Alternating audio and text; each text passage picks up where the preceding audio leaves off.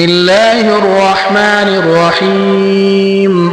يا أيها المزمل قم الليل إلا قليلا نصفه أو انقص منه قليلا أو زد عليه ورتل القرآن ترتيلا إنا سنلقي عليك قولا ثقيلا إن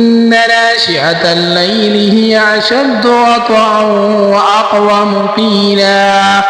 إن لك في النهار سبحا طويلا واذكر اسم ربك وتبتل إليه تبتيلا رب المشرق والمغرب لا إله إلا هو فاتخذه وكيلا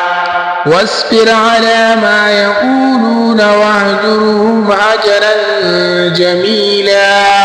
وذرني والمكذبين أولي النعمة ومهلهم قليلا إن لدينا أنكالا وجحيما وطعاما ذا غصة وعذابا أليما يوم ترجف الأرض والجبال وكانت الجبال كثيبا مهيلا إنا أرسلنا إليكم رسولا شاهدا عليكم كما أرسلنا إلى فرعون رسولا فعصى فرعون الرسول فأخذناه أخذا وبيلا فكيف تتقون إن كفرتم يوما يجعل الولدان شيبا السماء منفطر به كان وعده مفعولا إن هذه تذكرة فمن شاء اتخذ إلى ربه سبيلا إن ربك يعلم أنك تقوم أدنى من ثلثي الليل ونصفه وثلثه وطائفة من الذين معك والله يقدر الليل والنهار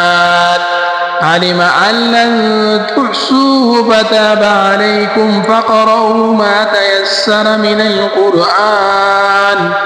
علم أن سيكون منكم مرضى وآخرون يضربون في الأرض يبتغون من فضل الله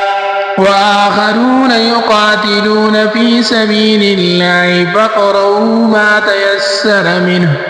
وأقيموا الصلاة وآتوا الزكاة وأقرضوا الله قرضا حسنا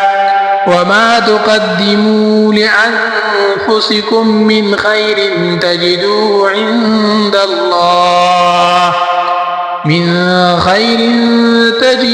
عند الله وخيرا وأعظم أجرا واستغفروا الله إن الله غفور رحيم.